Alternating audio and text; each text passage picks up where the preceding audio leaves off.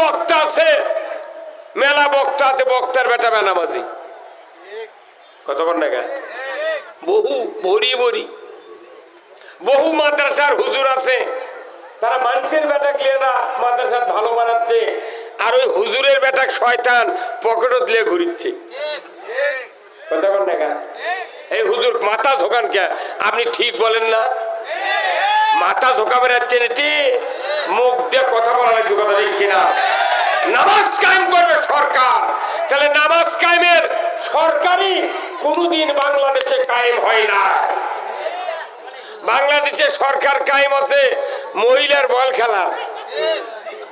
কি রে, ক্লাস 9-এর ছাত্রী, ক্লাস 10-এর ছাত্রী, ইন্টারের ছাত্রী হাফ প্যান্ট পরে সবুজ গিঞ্জি, পেটত বলে লাল ছাবা আছে, লাল সবুজের পতাকা, বিদেশত যা জিতে আসিচ্ছার টেলিভিশনে বলতেছে যে মহিলা দল এরা বিদেশের মাটিতে গিয়া বাংলাদেশের ভাবমূর্তি গৌরব উজ্জ্বল করেছে। কার বিটিক লিয়ে যা খেলে তোরা এত প্রশংসা নিচ্ছ? তোর বিটিক লিয়ে গেছিল কোনদিন? কোন নেতার বিটিক খেলায় না, কোন নেতার বেটা বাংলাদেশে লেখাপড়া করে না। যত নেতা আছে বাংলাদেশে প্রায় নেতার বেটা বিটি বিদেশে পড়ায়। সব নেতার বেটারা বিদেশত পড়ে, আর এই দেশের মধ্যবিত্ত নিম্নবিত্ত মানুষের সন্তানদেরকে প্রলোভন দিয়া ওরকেরে পাশে চামচাগিরি শিখায়, চামচাগিরি শিখে ওরকেরে পাও টিপে দেয়, কথা অনুযায়ী যা কয় তাই শোনে, এদেরকে দিয়া দুনিয়ার অশান্তি সৃষ্টি করে দুনিয়ায়।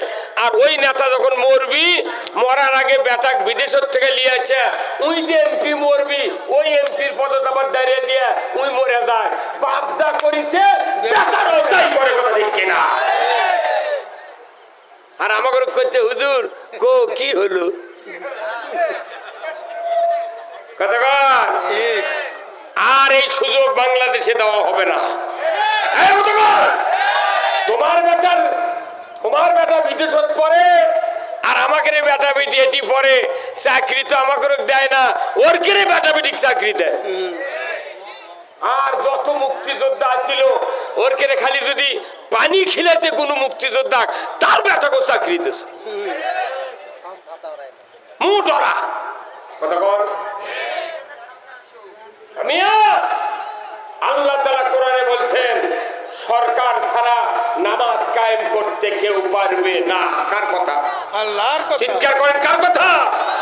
তাহলে নামাজ কায়েম বাংলাদেশে হোক, এটা কি আপনারা চান? কারা কারা চান? দুহাত তুলে আল্লাহকে দেখা। লিল্লাহে তাকবীর, নারায়ে তাকবীর। তাহলে নামাজ যদি সমাজে কায়েম করতে চান, আপনার সন্তান সন্ততি যদি নামাজি বানাতে চান, নামাজি সরকার কায়েম করতে হবে। এটা হচ্ছে 1 নাম্বার। আমার দেশে যাকাত কি আদায় হয়? জোরে কর। সুদ আদায়ের জন্য সাইকেল পেলে, হুন্ডা পেলে দেয়ার গারদ করে দিচ্ছে। এমন কোন গ্রাম নাই যে সেটি 14 আনা মানুষ কিস্তির টাকা না লেছে। কি ভাই বসেন, আপনি বসে আছেন, বসেন। কিস্তির টাকা এদিকে আছে না? নাই আছে। ভাই শাক ভাতে খাবো না, গোস্ত খা, স্বামীর কথা শুনবো না, ভাঙ্গা করে থাকবো না, ঝড় বাদল মানবো না, কিস্তি দেওয়া বন্ধ করবো না, যায় আন থাকিতে সাহেবের ডিউটি কোনদিন অবাধ্য করবো না।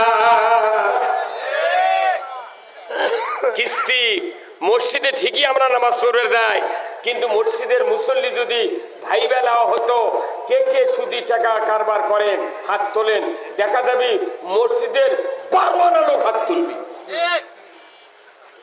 যারা সুদ খায়, এই সুদ দেয়, সুদ হারাম করেছেন কে? আল্লাহ। সেই সুদ বাংলাদেশে চলিচ্ছে।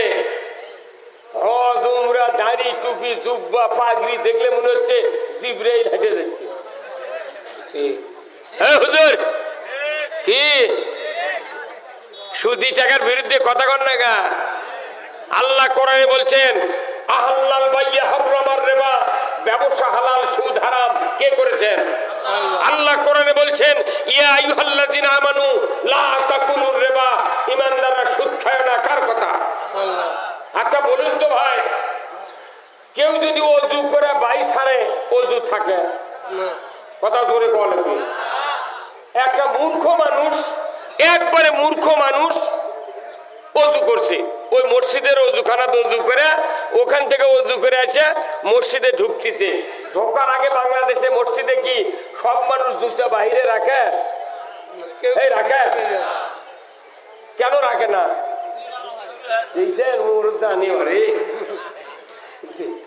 দেশে লক্ষ লক্ষ হাজার হাজার প্রশাসনিক কর্মকর্তা আছে, হাজার হাজার নেতা আছে, অফিসার আছে, সব আছে। 54 বছর ধরে মসজিদে জুতা চুরি বন্ধ হয়নি। যাই জুতা চুরি বন্ধ করার পারেনি, ই কি সুদ হারাম করবে? বাংলাদেশের মুসল্লিরা মসজিদে যখন ঢোকে জুতা নিয়ে, ওই মসজিদের মধ্যে মুসল্লি ঢোকার আগে জুতা ঢুকে, জুতাতে এইভাবে ধরে না। যদি কাদো থাকে জুতার তলার, তাহলে জামাত ভরবি। সেই জন্য মুসল্লি করে কি এইভাবে জুতা ধরে। তার মানে কি মুসল্লি ঢুকেইনি, আগে জুতা ঢুকে। বাংলাদেশের জুতা কি কি দামি জিনিস, কি কথা কন না? তাহলে এই জুতা আবার রাখিতে সামনে, সামনে জুতা রাখছে, রাখার পরে এই জুতা সামনে রাখিছে। অনেক মুসল্লি আছে তারা চোখ মুজে নামাজ পড়ে, পরে কি পড়ে না। এখন চোখ মুজে সেজদাত গেছে, আবার ওই সেজদাত থেকে উঠে আবার ওই চোখ মেলে দেখে জুতো আছে নাকি। বাংলাদেশে একটা মুসল্লি নামাজও পড়া লাগবে, জুতো পাহারা দেওয়া লাগবে। এই বাংলাদেশের সংসদে মসজিদে যে জুতো চুরি হয় কোনদিন আলোচনা করেনি। কথা কোনটা আপনারা সংসদে কোনদিন আলোচনা করছে? জুতা চুরি, হুন্ডা চুরি, গরু চুরির কথা কথা ওটিটা ওরা ওরা খালি মারামারি আর হুড়াহুড়ি, অন্য কোনো কাম নেই।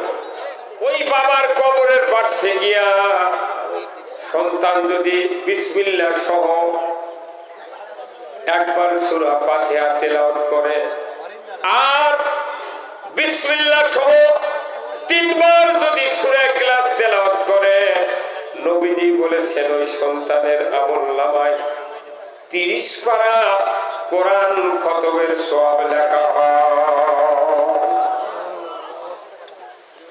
এই সন্তান যদি পিতামাতার কবরের পাশে দাঁড়িয়ে আল্লাহর কাছে হাত তুলে দোয়া করে রব্বিরহামহুমা কামা রব্বায়ানি সগীরা, দেখে দাও দেবে গেল তো।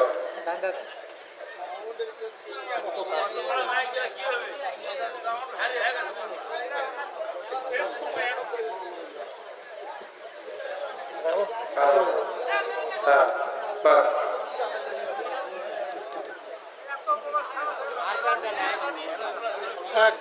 আল্লাহ রাব্বুল আলামিন তার নবীকে দিয়ে আমাদেরকে শোনায় দিচ্ছেন, দুনিয়ার কোন নামাজি সন্তান তার মা বাবার কবরের পাশে গিয়া যদি একবার সূরা ফাতিহা 3 বার সূরা ইখলাস তেলাওয়াত করে আল্লাহর দরবারে দোয়া করে, আমার নবী বলেছেন ওই সন্তানের দোয়ার বরকতে পিতামাতার কবরের আযাব 40 দিনের জন্য আল্লাহ তাআলা মাফ করে দেয়। সুবহানাল্লাহ। কয় দিনের জন্য? 40 দিন। তাহলে নামাজি হওয়া লাগবে। তাহলে বাবা বাঁচে থাকতে সন্তানক নামাজি বানাতে হবে, কিন্তু বাপের বাপও পারবে না সন্তানক নামাজি বানাবে। বহু বহু মসজিদের ইমাম আছে বেনামাজির মাস্টার ওর বেটারা, কতক্ষণ মসজিদে মুয়াজ্জিনি করে 30 বছর ধরে। সারা গ্রামের মানুষ আযান শুনে কয় লড় করে বুড়া মসজিদে যায়, আর মুয়াজ্জিনের একটা বেটা দুম্মার যায়। মেলা বক্তা আছে, মেলা বক্তা আছে, বক্তার বেটা বেনামাজি।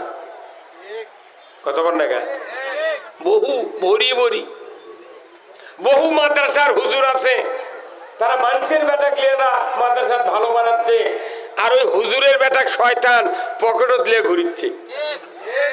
কতক্ষণ টাকা এমনি করে আমরা কেউ সন্তানকে ভালো বানাতে পারছি না, কারণ দেশে ভালো হওয়ার, চরিত্র ঠিক হওয়ার আইন নাই, আইন নেই। আবার ভাইরা, বাবা তার সন্তানকে যতই বক্তৃতা দিন, সন্তান নামাজি হয় না।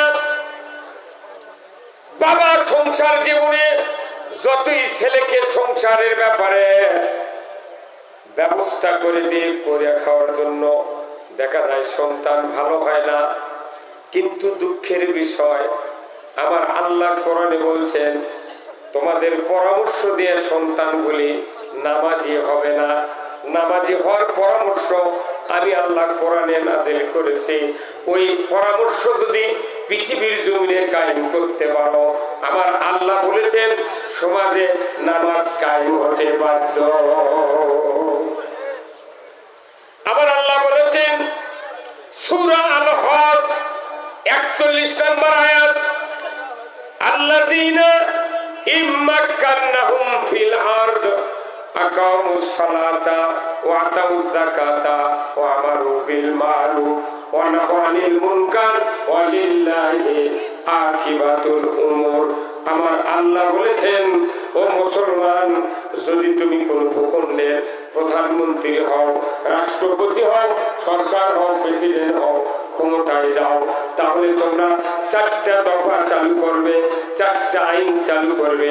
১ নাম্বার, নামাজ কায়েম করবে, যাকাত আদায় করবে, ন্যায়ের আদেশ করবে, অন্যায়ের বারণ করবে। এই ৪টা আইন সমাজে যতক্ষণ কায়েম না হবে ততক্ষণ নামাজ কায়েম হবে না, যাকাত আদায় হবে না, ন্যায়ের আদেশ ন্যায় কায়েম হবে না, অন্যায় বারণ করার সুযোগ থাকবে না। কার কথা? আল্লাহর কথা। আমি নামাজের বক্তৃতা দিই, কিন্তু নামাজ যে আইন লাগবে সরকারের, এই আইনের কথা হুজুর রাখবার পারে না। আইনের কথা কলি কয় তাহলে ওরা রাজনীতি হলো। কথা কয় না বাড়ি এবারে মাই গেলা কুটি গেলা দেন ভলেন দেন কি ভলিবি না তো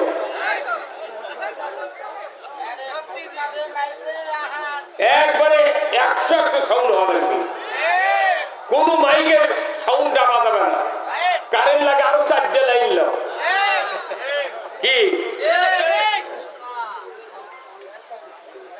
আমি যে কথা বললাম, সন্তানগুলিকে সকল ইমানদারকে নামাজি বানানোর জন্য দায়িত্ব আল্লাহ দিয়েছেন। ওয়ালিল্লাহি আকিবাতুল উমুর, সরকারকে আমি দায়িত্ব দিলাম, আমার পক্ষ থেকে সবচেয়ে বড় ধরনের একটা আদেশ আল্লাহ দিয়েছেন সরকারগুলিকে। যত সরকার বাংলাদেশে ৫৪ বছর হলে কায়েম হয়েছে, একটা সরকার নামাজ কায়েম করে না। এই হুজুর মাথা ঝোকান কে? আপনি ঠিক বলেন না, মাথা ঝোঁকা বেড়াচ্ছেন, এটি মুখ দিয়ে কথা বলা লাগবে, কথা ঠিক কিনা? নামাজ কায়েম করবে সরকার, তাহলে নামাজ কায়েমের সরকারি কোনদিন বাংলাদেশে কায়েম হয় না। বাংলাদেশে সরকার কায়েম আছে মহিলার বল খেলা।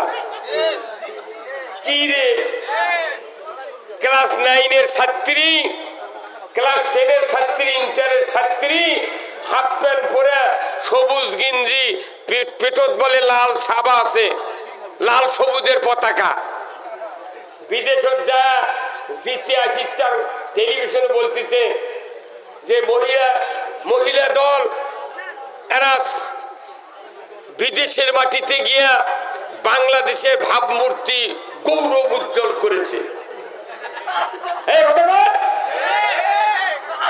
কার বিটিক লিয়ে যা খেলে তোরা এত প্রশংসা নিচ্ছ? তোর বিটিক লিয়ে গেছিল কোনদিন? কোন নেতার বিটিক খেলায় না, কোন নেতার বেটা বাংলাদেশে লেখাপড়া করে না। যত নেতা আছে বাংলাদেশে প্রায় নেতার বেটা বেটি বিদেশে পড়ায়। সব নেতার বেটারা বিদেশত পড়ে, আর এই দেশের মধ্যবিত্ত নিম্নবিত্ত মানুষের সন্তানদেরকে প্রলোভন দিয়া ওর কেড়ে পাশে চামচাগিরি শিখায়, চামচাগিরি শিখা ওর কেড়ে পাও টিপে দেয়, কথা অনুযায়ী যা কয় তাই শোনে। এদেরকে দিয়া দুনিয়ার অশান্তি সৃষ্টি করে দুনিয়ায়। আর ওই নেতা যখন মরবি, মরার আগে বেটাক বিদেশের থেকে নিয়ে আসে, ওই যে এমপি মরবি, ওই এমপির পদত আবার দাঁড়িয়ে দিয়া ওই মরে যায়। বাপ যা করিছে বেটারও তাই করে, কথা ঠিক কিনা? আর আমাকে করছে হুজুর কো কি হলো,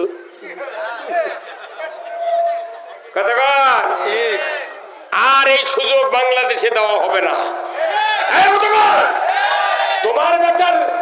তোমার বেটা বিদেশত পড়ে, আর আমাকে বেটা বেটি এটি পড়ে, চাকরি তো আমাকে দেয় না, ওর কেড়ে বেটা বেটি চাকরি দেয়। আর যত মুক্তিযোদ্ধা ছিল ওর কেড়ে খালি যদি পানি খিলেছে কোনো মুক্তিযোদ্ধা, তার বেটাকে চাকরি দিয়েছে। মুটরা কথা বল। আল্লাহ তাআলা কোরআনে বলছেন সরকার ছাড়া নামাজ কায়েম করতে কেউ পারবে না। কার কথা? আল্লাহর কথা। চিৎকার করেন কার কথা? তাহলে নামাজ কায়েম বাংলাদেশে হোক, এটা কি আপনারা চান? কারা কারা চান দুহাত তুলে আল্লাহকে দেখা। লিল্লাহে তাকবীর, নারায়ে তাকবীর। তাহলে নামাজ যদি সমাজে কায়েম করতে চান, আপনার সন্তান সন্ততি যদি নামাজি বানাতে চান, নামাজি সরকার কায়েম করতে হবে। এটা হচ্ছে এক নম্বর। আমার দেশে যাকাত কি আদায় হয়? জোরে কর। সুদ আদায়ের জন্য সাইকেল পেলে হুন্ডা পেলে দেয়ার গারদ করে দিচ্ছে। এমন কোন গ্রাম নাই যে সেটি 14 আনা মানুষ কিস্তির টাকা না লেছে। কি ভাই বসেন না, আপনি বসে আছেন, বসেন। কিস্তির টাকা এদিকে আছে না? নাই আছে। শাক ভাতে খাবো না, গোস্ত খা, স্বামীর কথা শুনবো না, ভাঙ্গা করে থাকবো না, ঝড় বাদল মানবো না, কিস্তি দেওয়া বন্ধ করবো না, যায় আন থাকিতে সাহেবের ডিউটি, কোনদিন অবাধ্য করবো না। কিস্তি মসজিদে ঠিকই আমরা নামাজ পড়ে যাই, কিন্তু মসজিদের মুসল্লি যদি ভাই বেলা হতো কে কে সুদি টাকা কারবার করেন হাত তোলেন, দেখা যাবে মসজিদের 12 আনা লোক হাত তুলবি। যারা সুদ খায়, এই সুদ দেয়, সুদ হারাম করেছেন কে? আল্লাহ। সেই সুদ বাংলাদেশে চলিচ্ছে। হজ উমরা, দাড়ি টুপি জুব্বা পাগড়ি দেখলে মনে হচ্ছে জিবরাইল হেঁটে যাচ্ছে। হুজুর কি সুদি টাকার বিরুদ্ধে কথা কন না গা? আল্লাহ কোরআনে বলছেন আহাল্লাল বাইয়া হারামার রিবা, ব্যবসা হালাল সুদ হারাম। কে করেছেন? আল্লাহ কোরআনে বলছেন ইয়া আইয়ুহাল্লাযিনা আমানু লা তাকুলুর রিবা, ঈমানদাররা সুদ খায় না। কার কথা? আল্লাহ। আচ্ছা বলুন তো ভাই, কেউ যদি ওযু করে বাই ছাড়ে ওযু থাকে না? কথা ধরে বলে একটা মূর্খ মানুষ, একবারে মূর্খ মানুষ ওযু করছে, ওই মসজিদের ওযুখানা ওযু করে ওখান থেকে ওযু করে আসে মসজিদে ঢুকতেছে। ঢোকার আগে বাংলাদেশে মসজিদে কি সব মানুষ জুতা বাইরে রাখে? এই রাখে? কেন রাখে না?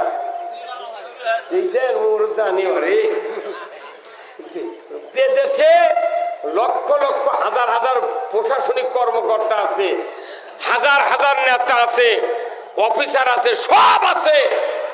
54 বছর ধরে মসজিদে জুতা চুরি বন্ধ হয়নি। যাই জুতা চুরি বন্ধ করার পারেনি, ই কি সুদ হারাম করবে?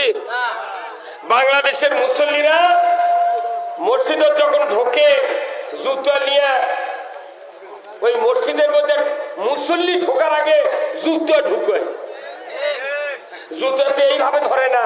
যদি কাদো থাকে জুতার তলার, তাহলে জামাত ভরবি। সেই জন্য মুসল্লি করে কি এইভাবে জুতা ধরে।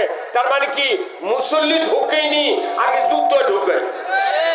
বাংলাদেশের জুতা কি কি দামি জিনিস রে ভাই, কি কথা কন না? তাহলে এই দুধটা আবার রাখিতে সামনে, সামনে দুধটা রাখছে, রাখার পরে এই দুধটা সামনে রাখিছে। অনেক মুসল্লি আছে তারা চোখ মুজে নামাজ পড়ে, পরে কি পড়ে না। এখন চোখ মুজে সেজদাত গেছে, আবার ওই সেজদাত থেকে উঠে আবার ওই চোখ মেলে দেখে দুধ আছে নাকি। বাংলাদেশে একটা মুসল্লি নামাজও পড়া লাগবে, জুতো পাহারা দেওয়া লাগবে। এই বাংলাদেশের সংসদে মসজিদে যে জুতো চুরি হয় কোনদিন আলোচনা করেনি। কথা কোন টাকা আপনারা সংসদে কোনদিন আলোচনা করছে জুতো চুরি, হুন্ডা চুরি, গরু চুরির কথা কথা? ওটিটা ওরা ওরা খালি মারামারি আর হুড়াহুড়ি, অন্য কোনো কাম নেই। আপনার নাম কি? এই যে আপনি আপনি একটু দেরি করছেন, আমি ঠিক সময় আসছি, আমাদের দেরি করে আসছে না। মানে এগুলো অতিথি পরিচয় না বলে বা কর্নেল, কর্নেল মানুষ, সেই কর্নেল অলির সাতকারি কথা আপনি। আল্লাহর ঘরে ঢোকার মানুষ। মারহাবা মারহাবা, আলহামদুলিল্লাহ, আল্লাহ তাআলা ওনার হায়াত দারাজ করুক, বলুন আমিন। তাহলে আমি কি বলছিলাম,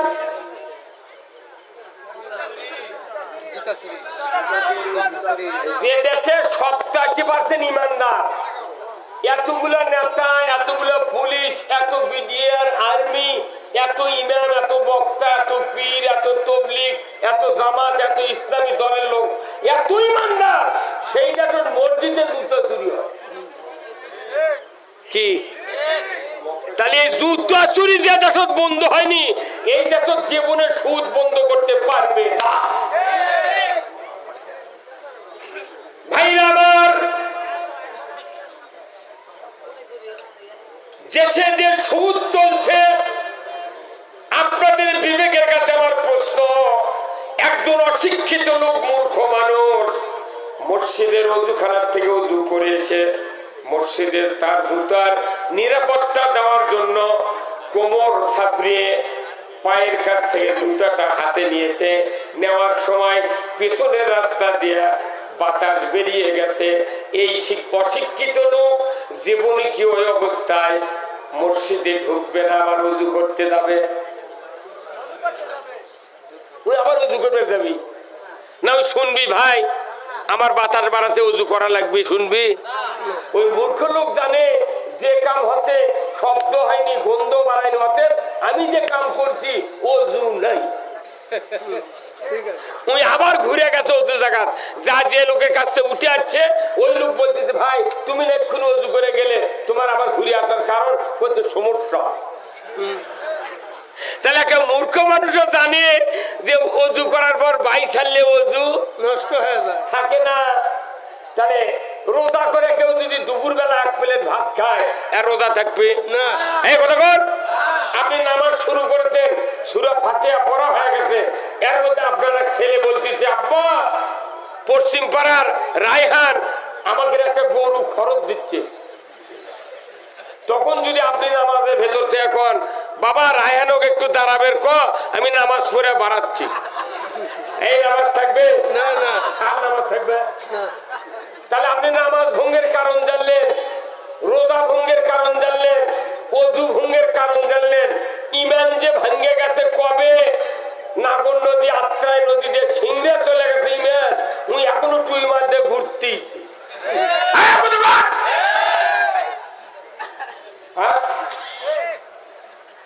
ওযু চলে গেলে আপনি আবার ওযু করেন, রোজার ঠিক মতো আদায়ের জন্য আপনি দুপুরে ভাত খান না, আপনি নামাজের ভেতর কথা বললে নামাজ থাকবে না, এটা বিশ্বাস করেন। কিন্তু সুদের অর্থ, সুদ লেওয়া দেওয়া করলে যে ঈমান থাকে না, এটা বাংলাদেশের সরকারগুলি যদি না বুঝে জনগণ বুঝতে পারবে না। কি ভাই কথা বল?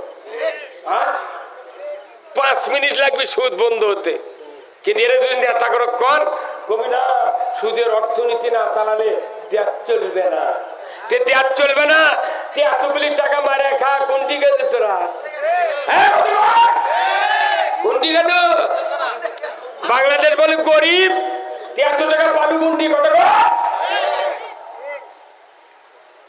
বাংলাদেশে যদি প্রতি বছর 1000 কোটি টাকা যদি আদায় করা হয় যাকাত সরকারের মাধ্যমে, তাহলে 1 লক্ষ গরিব মানুষ 1 লক্ষ করে টাকা দেওয়া যাবে। 20 বছর যাকাত আদায় করলে বাংলাদেশে ভিক্ষা করার মতো লোক থাকবে না। অথচ টাকা মারা খাওয়ার জন্য খালি করছে গরিব মানুষ, দেশ চলে কি দিয়ে? কতক্ষণ দেশ চলে না কেন? কোটি কোটি টাকা মানুষের বাড়ির থেকে সরকারের তহবিলে দেয়, কিন্তু সুষ্ঠু বন্টন নাই, হিসাব নাই। শাসন ক্ষমতায় না থাকার কারণে আজকে দেশে অন্যায়গুলি হওয়ার কারণে মানুষের ভাগ্যের পরিবর্তন হয় না। তাহলে সুদ হারাম করতে গেলে 20 বছর লাগবে না, একবার সংসদ 5 বছর সুদ হারাম হবে, যাকাত আদায় হবে, ফিতরা আদায় হবে, চামড়ার টাকা আদায় হবে, ওসর আদায় হবে। আমার দেশে একজন দুঃখী বাঙালি গরিব থাকবে না। অথচ আল্লাহ কোরআনে বলছেন আকিমুস সালাত ওয়া আতুজ যাকাত। জোরে বলুন ঠিক কিনা? যাকাত চালু করো, নামাজ কায়েম করো, কিন্তু আমার দেশে মানুষের পেটে ক্ষুধা, খাবার নাই।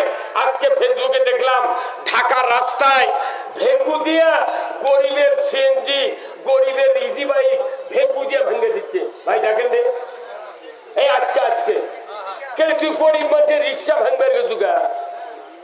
তুই ভাঙ, যারকে 10টা করে মাইক্রো আছে, কার আছে, সেগুলো ভাঙ। কিন্তু গরিবের পেটত লাগতে দিচ্ছে যত আইন দুর্বলের উপর।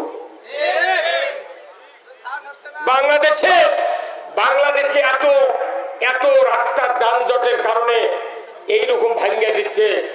রাস্তার যানজটের একমাত্র কারণ হলো সরকারকে আল্লাহ দায়িত্ব দিয়েছেন, যদি তুমি মুসলমান হও জনগণের 5টা অধিকার দিতে হবে। 1 নম্বর খাদ্যের অধিকার আদায় করতে হবে।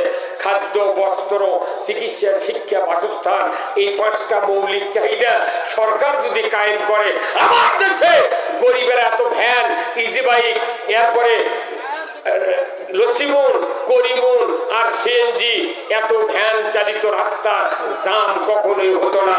কারণ মানুষের পেটের দায়ে সন্তান লালন পালনের কারণে তারা ক্ষতি করে যানবাহন কিনে তারা হাট বাজারে চালাচ্ছে। কোনো ঠিক কিনা? এইগুলির ব্যবস্থা কেউ করে না।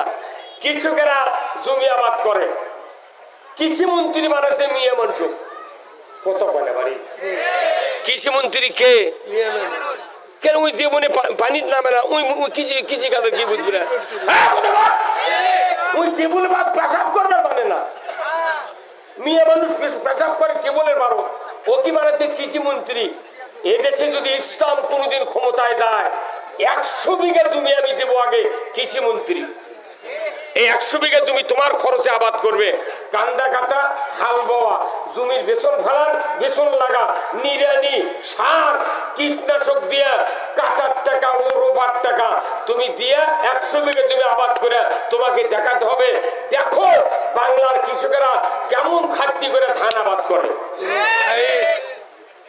তুমি জীবনে পানির নামনি, কাজও ঘাটনি, জমি আবাদ করনি, তুমি কিসের মূল্য আর কৃষি মন্ত্রী?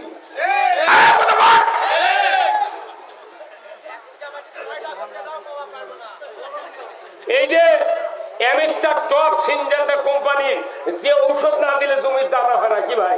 এমএসটার টপ 1600 টাকা দাম 1 বোতল, এর আগে আরো বেশি আছিল। সরকার ইচ্ছা করলে 500 টাকা এই বোতল জনগণের কাছে দিতে পারে, বাদ বাকি টাকা ভর্তুকি দিতে পারে। ইউরিয়া সার খালেদা যখন প্রধানমন্ত্রী ছিল তখন 300 টাকা বস্তা ছিল, সেই ইউরিয়া বস্তা এখন 1360 টাকা। তুই জীবনে লাগাছিল ইউরিয়া দিয়ে ধান? থানার উপজেলার দিকে কিছু অফিসার আছে, এরা ওই তালিকা করে 2.5 কেজি 3 কেজি করে ইউরিয়া দিয়ে সরকারক জানায় প্রচুর সার দিচ্ছি। একটা তো হয়নি, যাই 10 বিঘা তুমি আবাদ করছে তার কমে 30,000 টাকার সার কেনা লাগে। তুই 2.5 কেজি কি করে মুগরি ঘরাত দেবে?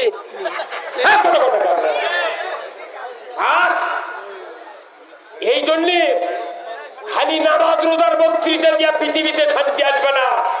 আগে কৃষকের দেখতে হবে কারা কৃষি কাজ করে, এরাই হলো জাতির শ্রেষ্ঠ সন্তান। আমরা যখন কৃষি কাজ করে ধান পান লাগে, ইরি লাগে, এই যে বৈশাখ মাসের প্রথমে যখন ধান কেবল গিয়ে কলা পাকা হচ্ছে, দানা দাবিচ্ছে, তখন ঢাকার টেলিভিশনের থেকে বলিচ্ছে এসো হে বৈশাখ। বৈশাখী শাড়ি, হলদিয়া পার, সাদা শিলালা বৈশাখ উদযাপনের জন্য মাইকিং হচ্ছে, টেলিভিশনে হচ্ছে। আমরা কোটি কোটি টাকা খরচ করে বাংলাদেশের কৃষকেরা ধান আবাদ করি, আর ওরা কয়দিন সেরেক করে ঢাকার টেলিভিশনের থেকে বলছে এসো হে বৈশাখ। মানে আমাদের আবাদ যাতে বৈশাখ ডাক দিলে বৈশাখ তো ঘুম পারে না। কথা কন, ওই শান্তাহারের কানির থেকে কালো ম্যাপ করে তখন যাবার চাই, আল্লাহ কয়েকের তুই যাতন হলু কে, আমার ডাক দেয় লোকে, তাহলে আমার যানবাহন দাও। বৈশাখের যানবাহন আছে, যানবাহন হলো বাতাস। বাতাস যখন দিছে তখন বলছেন আমি খালি হাতে যেতে পারবো না, তখন বলছে কি নিবে, আত্মীয়র বাড়ি গেলে মিষ্টি লাগে, চমচম লাগে, আমাকে না সাদা টালা মিষ্টি দাও। কথা কর, ওই ঝড়ের মধ্যে আবার শিল দিল, পাথর পরে আমাদের ধান পান নষ্ট হয়ে গেল, ঝরিয়ে পড়ে গেল, আর ওরা ঢাকার থেকে করছে এসো হে বৈশাখ। তাহলে 2-4 বছর তোরা আছে আমার জমি আবাদ কর আমাকে, আর আমরা ধান পাকার সময় কমো আসেন বৈশাখ সাহেব। তোমাকে কোটি কোটি টাকা দেয় নেতা বাইনা ঢাকাত পাঠিয়ে দেওয়া আছে দুর্নীতি করার জন্য। আল্লাহ রসুলের সাহাবী হযরত উমর ফারুক রাদিয়াল্লাহু তাআলা আনহু, উনি ছিলেন অর্ধেকটা পৃথিবীর বাদশা। আমার ভাইরা, উমর ফারুক এই পুরস্কার নেওয়ার জন্য আবু জাহেলের পরামর্শ ভিত্তিতে উমর তরবারি উঁচিয়ে বলল, উমর তোমার জবান যদি ঠিক থাকে আমি নিমিষের ভিতরে মুহাম্মাদের মাথাকে যে তোমার হাতে দিয়ে দেব। নাউযুবিল্লাহ। আবু জাহেল বলল, উমর রে, তুমি যদি মাথাটা কাটতে পারো আমি তোমাকে পুরস্কার দেব। আমি জবান দিয়ে বলছি, তুমি মাথাটা এনে আমার হাতে দিয়ে দাও। উমর তরবারি নিয়ে তীক্ষ্ণ রোদের কিরণের ভেতর দিয়া মরুভূমির প্রান্তর দিয়ে চলে যাচ্ছে।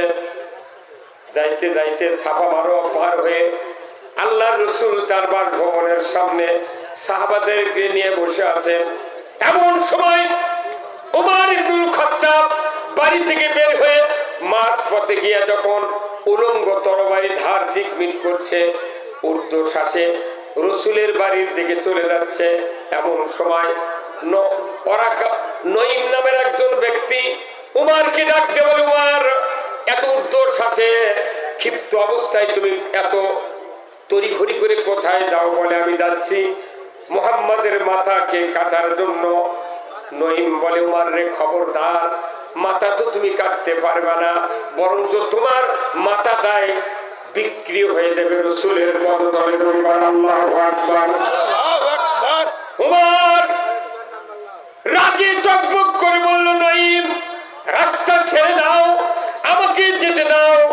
আমি মক্কার মাথা পেরিয়ে চলে যাব, সাফা মারোয়া পাহাড়ের চিপা দিয়ে চলে যাব মুহাম্মাদের বাসায়। আমি কিচ্ছু দেখবো না, তরবারি দিয়ে তার মাথা কাটবো, তুমি রাস্তা ছেড়ে দাও। নঈম বললেন, উমর, খবরদার, খবরদার, মাথা পরে কাটো, আগে আমার খবরটা শোনো। বলে, কি খবর? বলে, ওই যে তোমার ভগ্নিপতি আর ফাতেমা তোমার বোন, তার বাড়ির কাছ থেকে আমি এক্ষুনি আসলাম। আমি দেখলাম তারা ওই মুহাম্মাদের উপর ঈমান এনেছে, কালিমা পড়েছে, আল্লাহর উপর বিশ্বাস স্থাপন করেছে। তুমি নিজের ঘর সামলাও, মুহাম্মাদের মাথা পরে তুমি কাটতে যাও। জোরে বলেন আল্লাহু আকবার। উমর রাগ করে রাস্তা বাইপাস ধরে তার ভগ্নিপতির বাড়ির দিকে যাওয়া শুরু করলো। যাইতে যাইতে যখন ভগ্নিপতির বাসার একবারে নিকটবর্তী দাঁড়িয়ে গেল, হঠাৎ করে ভেতর থেকে আওয়াজ আসতেছে, ওমান আরাদান যিকরি ফাইন্না লাহু মাইশাতান দনকা ওয়া নাহশুরুহু ইয়াউমাল কিয়ামাতি আমা। আল্লাহর কোরআন ওমরের বোন আর ভগ্নিপতি দুইজন একসাথে তেলাওয়াত করছেন। অর্থ হলো ওমান আরাদান যিকরি ফাইন্না লাহু মাইশাতান দনকা ওয়া নাহশুরুহু ইয়াউমাল কিয়ামাতি আমা। যারা আমি আল্লাহ, আমার নসিহত, আমার বক্তৃতা, আমার বয়ান, আমার উপদেশ, আমার কোরআনের আলোচনা শোনার পর যারা অ্যাবাউট টান বিপরীত মুখেই চলবে, কোরআনের পথে না চলে বিপরীত দিকে চলবে, আমি আল্লাহ বলে দিচ্ছি তাদের জীবিকাকে আমি আল্লাহ সংকীর্ণ করে দেব। আর কিয়ামতের দিন তাদেরকে অন্ধ করে আমি উঠাবো। এই কথা আরবের লোক, মক্কার লোক উমার আরবির অর্থ বুঝতে পেরে এত রাগান্বিত হয়ে গেল, উনি তড়িঘড়ি করে বাড়ির ভেতরে প্রবেশ করে তরবারির উল্টা পিঠ দিয়া বোন আর ভগ্নিপতিকে মারপিট শুরু করে দিল। মারতে মারতে মারতে বোন বলে, ভাইজান কিসের জন্য মারো? বলে, বোন রে, আমার বিনে পারমিশনে তুমি কেন কালেমা পড়লে, মুহাম্মাদের কালেমা পড়লে, কেন আল্লাহর পরিমাণ আনলে? বোন বলে, ভাইজান তুমি তো আমার ভাই, তোমার পারমিশন কেন নিতে হবে? আমাকে আল্লাহ সৃষ্টি করেছেন, আল্লাহর আমি আনুগত্য করবো, আল্লাহর পরিমাণ আনবো, এতে তোমার উপর কোনো পরামর্শ নেওয়ার দায়িত্ব আমার নাই। আজকের সমাজের অনেক নেতা আছে, যদি তাকে দলের লোক যদি ইসলামের কথা বলে তারা চাপ দেয়, এই তো কে কথা ইসলামের কথা খবর, এই কথা কর না কেন? ওই চাপের ভয়ে এখনো মানুষ ইসলামের কথা বলতে পারছে না, ভয় আছে। খালি একটা ভোটটা দে, তারপরে মানুষ বুঝে দিবি। ভোটের ওটিতে আর কি বুঝাবে পারবি? খালি ফাটিয়ে দিবি এইবার।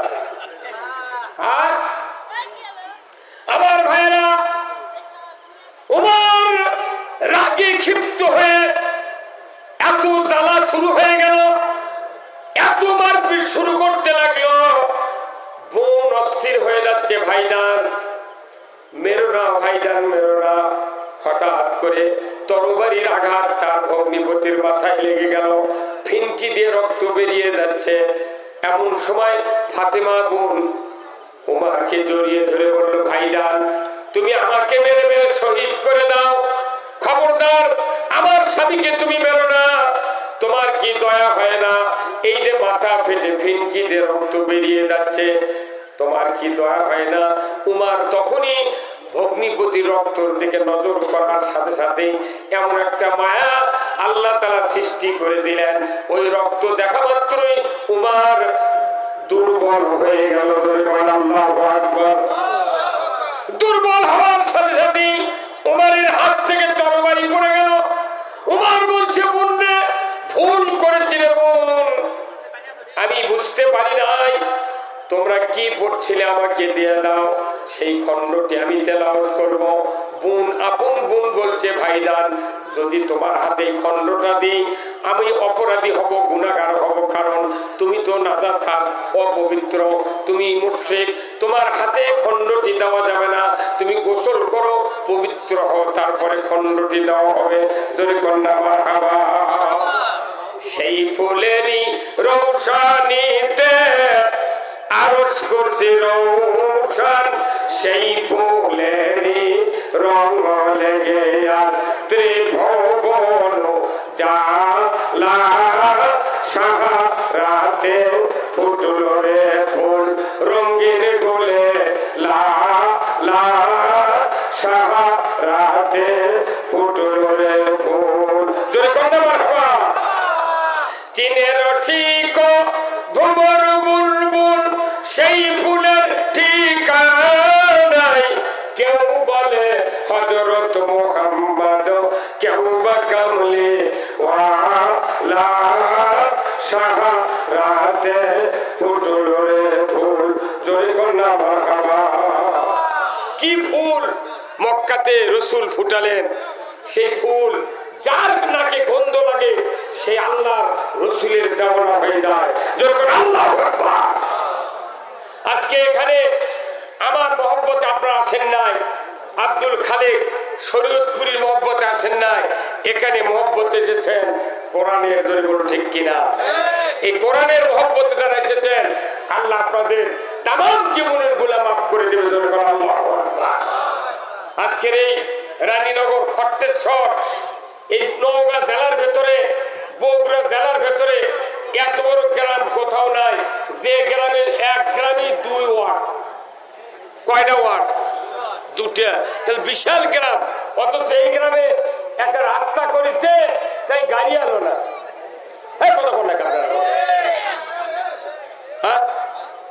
এই গ্রাম কি আজ হচ্ছে না আরো মেলা দিন আগে হচ্ছে? এক রাস্তা করেছে হেরিমু, তাই 6 ফিট ওঠার, না চলে গাড়ি না চলে ঘোড়া। এদিকে দামি মেয়ের বিয়ে হয়, ওর হাতে দাঁড়িয়ে স্কুলের ওটি গাড়ি চলা লাগে। কথা কনে ভারী কথা কনে। এই যে উন্নতির জোয়ার উঠলো, উন্নয়নের জোয়ার, মনে হচ্ছে 1.5 গোটা সোনার পাত দিয়ে লেপে দিবি। আর এটি গাড়ি আলো না, গাড়ি 1 কিলো দূরে রাখা লাগলো। এটা আমাদের দুঃখ। যারা রাস্তা করে তাদের বিবেক থাকা দরকার যে কমপক্ষে 8 ফিট রাস্তা হলে এই এলাকার জনগণের উপকার হবে। একটা মিনি ট্রাক ইটালিয়া যাতে আসতে পারে, মোটা বালু ওইটা ওই স্কুলের নামে আনে, এই পরিমাণগুলো বাড়ি করবার লাগলে ডবল ক্যারিং কস্ট লাগবে। মনে তোর বাপের টাকাতে ঘাটা করছে। আমি বলবো এই রানীনগরের যত নেতৃস্থানীয় লোকেরা আছেন, চেয়ারম্যান আছেন বা সাধারণ যারা উপজেলার সাথে যোগাযোগ করেন, অচিরেই এখন সরকার ঢালাই রাস্তা করতেছে, এটা তাড়াতাড়ি করে ধরে দিয়ে আমার মনে হয় কর্নেল সাহেব, আমাদের সভাপতি সাহেব, উনি যদি একটু উপজেলার ঘোরাঘুরি করেন, আমার মনে হয় 7 দিনের মধ্যে এই রাস্তা ঢালাই করার মতো যোগাযোগ করে ফেলবেন। এই কথা বলে রাস্তা যদি না থাকে এখানে আসবেন উনি কিভাবে? আমি অনুরোধ করবো এই রাস্তাটা তাড়াতাড়ি ইঞ্জিনের ক্ষয় করে দেন। কি টাকা তো কারু দেওয়া লাগে না, খালি লেখা দিলি রাস্তা হয় রে, হিংসা করে তাই রাখে না। কি কথা কর নাকি ভাই? 4টে ইট পারে কয় অমুক নেতার সৌজন্যে, 4 হাত করে কাম করবো কে? এর দিকে কতখানি রাস্তা। এই রায়হান নামে একটা বক্তা, আপনাকে খট্টেশ্বর একটা কৃতি সন্তান মরুম আফসার আলী সাহেবের ছেলে, এই পুরো বাংলাদেশ ঘুরে বেড়ায়। আল্লাহর কি কুদরত দেখেছেন? এমনি গল্প করার লাগলে কথা একটা করতে করতে 5 মিনিট লাগে, আটকে যায়। আর যখন বক্তৃতা যায় মাইক ফেটে যায়। এটা তো আল্লাহর কুদরত। কত শিক্ষিত লোক, কত জবান ভালো আলা লোক গুদো হয়ে যাচ্ছে, কথা কর পারে না। আর রায়হান পুরো বাংলাদেশ, টেকনাফ থেকে তিতুলিয়া, সুন্দরবন থেকে পাথুরিয়া পর্যন্ত খালি ঝাঁকিয়া ফেলে দিচ্ছে। আমি এই গ্রামে অনেকদিন আগে আসছিলাম, ওই দিক ওই কালভার দিয়ে ঢুকছিলাম। ওই যে উপজেলার পূর্বে একটা কালভারের রাস্তা আছে না, তো ওই গ্রামত, এই গ্রামত কোনো বিছনা বিক্রি হচ্ছিল আগে খুব। এখন কি বিছনার ব্যবসায়ীরা আছে? হ্যাঁ, মরদি। এইবার আবার ঘুরে নিয়েছে চকা দিন জেদারুলের মাদ্রাসার কাজ দিয়ে। আপনারা যারা এই মাহফিলে বসে আছেন, এই মাহফিলে বসাটা আল্লাহ যেন কবুল করে। ধরে কোন আমি আল্লাহ কবুল করবেন তখনই যখন আপনাদের নামাজ 5 ওয়াক্ত আদায় হবে।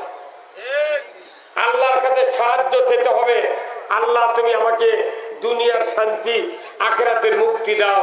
কিন্তু তাই এই সাহায্য চাইতে গেলে 2টা জিনিস লাগবে, একটা লাগবে নামাজ আর একটা লাগবে ধৈর্য। বাংলাদেশে নামাজই নাই, বেনামাজি বেশি।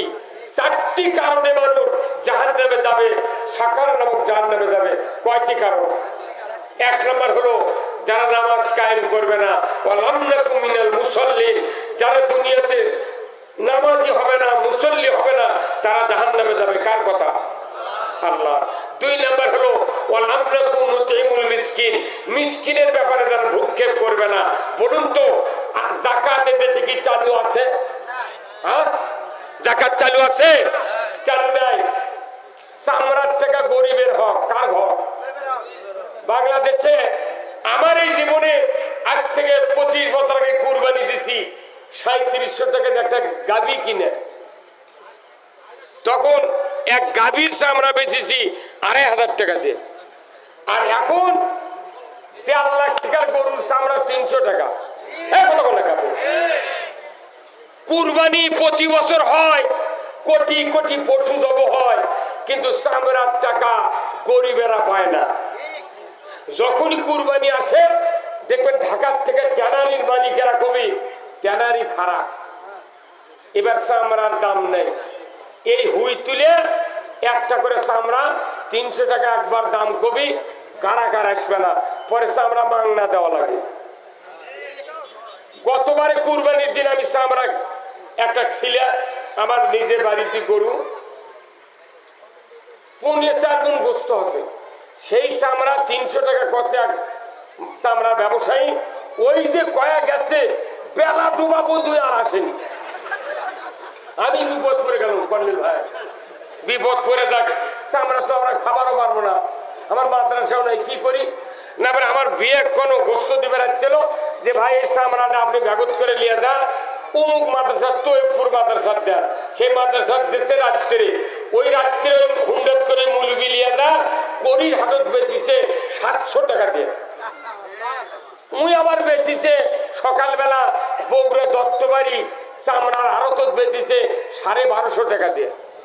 উই আবার বেচিছে ওর থেকে নাম্বার নিয়ে আমি আবার যোগাযোগ করে দেখি, উই আবার বেচিছে 1750 টাকা দিয়ে। একই চামড়া 300 কয়ালে আইনি, বগুড়া থেকে ঢাকার বাড়ি লেছে 1700, উই বেচিছে কার কাছে এটা আমার নাম্বার দেয়নি, যোগাযোগ করিনি। একটা চামড়ার বড় পাটির কাছে আমি বললাম ভাই উই চামড়া কোনটি নিয়ে যায়, কয় চলে যায় ভারতে, এক ভারত ছাড়া চামড়া পাকাকরণের মেশিন বাংলাদেশ নয় মুসলিম রাষ্ট্রের কাছে একটা চামড়া পাকা করার মেশিন নাই। চামড়া পাকা করার জন্য ওই চামড়া 3200 টাকা দিয়ে বেঁচেছে, ঝিলানি করার পর লবণ দিয়ে। এই চামড়া ভারতের থেকে পাকা হয়েছে বাটা কোম্পানি পায়ে পায়ে শো কোম্পানির কাছে 10,500 টাকা দিয়ে চামড়া বেচে। আর কাল্লার চামড়া দিয়ে 6 জোড়া স্যান্ডেল তৈরি হয়, 499 টাকা করে দাম এক একটা স্যান্ডেল। এই কথা বল, গোটা গরুর চামড়া থাকে, এক একটা শো অরিজিনাল চামড়া দিয়ে যদি কিনবার দাম 10,000 টাকা লাগে বাটা কোম্পানির জুতো, তাহলে একটা গরুর পুরো পেট পিঠের চামড়া দিয়ে কমপক্ষে 6 জোড়া নয় 16 জোড়া জুতো হবে। এগুলো টাকা ধনীকে পেটত যাচ্ছে, আর গরিব করছে 300 টাকা দাম হচ্ছে গরুর চামড়া, 20 টাকা হলো ভেড়ার চামড়া, 25 টাকা হলো খাসির চামড়া। গরিব যেটি টাকা পাবি সেটি টাকা নাই।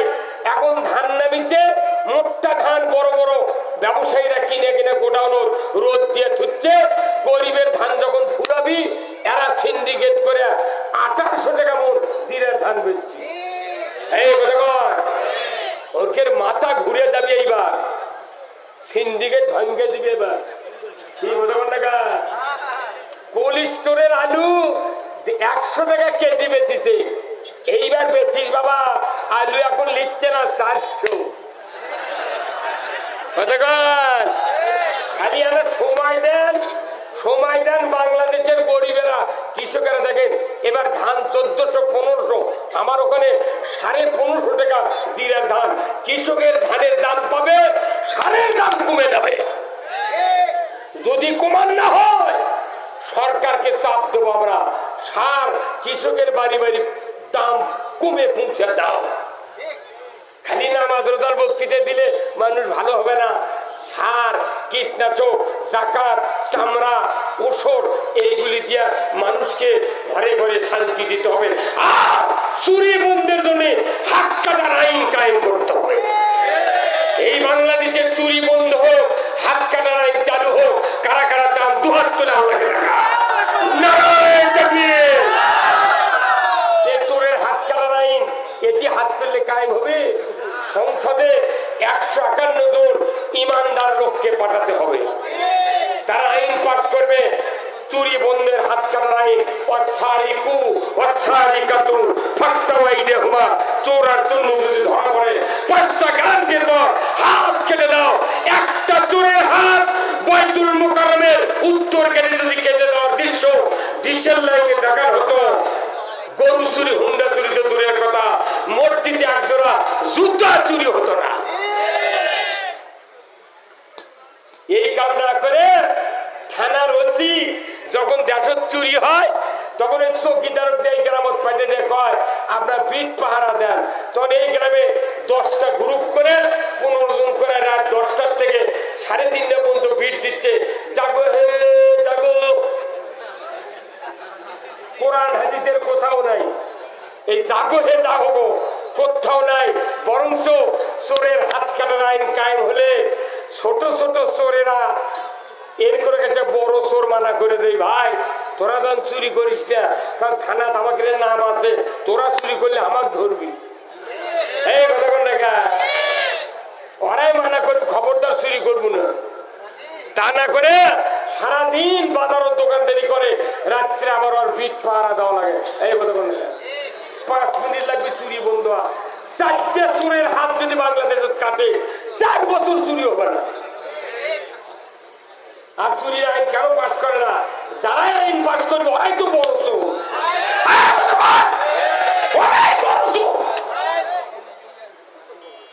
যারা চুরি করবে না, যারা অন্যায় করবে না, এইরকম লোক যদি আজও সমাজের নেতৃত্ব দেয়, এই দেশটা উমরের শাসনের মতো দেশ হবে। আল্লাহু আকবার। একটু জিকির করেন সুবহানাল্লাহ। এবারে মাহির মাহির কো চা কোন দিতেছে বারে, আমার চা খোলা যেতে আছে, মাইক কিচ্ছু নেই। মাইক আমার এখানে সাউন্ড হয় না, মাইক কি ঠিক আছে? আমি কথা বলেছি এখানে সাউন্ড নেই, কিছু নেই। প্রথম আছে যখন খুতবা দিলাম তখন সেই সাউন্ড। ভাই আপনারা কি বেজার হচ্ছেন নাকি? আমার একটু চা খাওয়ালে ভাই বয়স হয়ে গেছে, সেই 47 বছর হচ্ছে আমার বক্তৃতার বয়স। আমি বক্তৃতা করছি আপনাকে। আবু তাহের কালী ছিলেন না ভাই, এই দক্ষিণ রাধাপুরে আসলতা মাদ্রাসাতে আমি যখন দাখিলি সাহারামের ছাত্র, আমি সাহারাম থেকে বক্তৃতা করি। তো ওই সময় ওনার বক্তৃতা আমি শুনছি। আর লোহাচুরে নামে একটা গ্রাম আছে না, লোহাচুরের আশরাফ মাওলানা ছিল, ওনার মেয়ের বিয়ে ছিল চাকলমা, ওনার সাথে আমি বক্তৃতা করছি। সে অদ্যাবধি বক্তৃতা চলছে আপনাদের দোয়ায়। আমি আপনাদেরকে গতানুগতিক বক্তৃতা দিতে পারি না, আমি বক্তৃতা দিই সমাজ পরিবর্তনের জন্য। ঠিক কিনা? আজকে বাংলাদেশে যদি রাজনৈতিক নেতারা যদি ঐক্যবদ্ধ হয়ে বাংলাদেশে ইসলাম কায়েম না করে, এ দেশের মাটিতে কোন কদম যে আরম্ভ হবে দেখতে পাবেন। আমরা মনে করি বাংলাদেশে যত রাজনৈতিক দল এখন বর্তমানে আছে সবাইকে মিলে ইসলাম এগিয়ে নিতে হবে। কথা ঠিক কিনা? ইসলাম যেমন ব্যবস্থা কে পাঠিয়েছেন?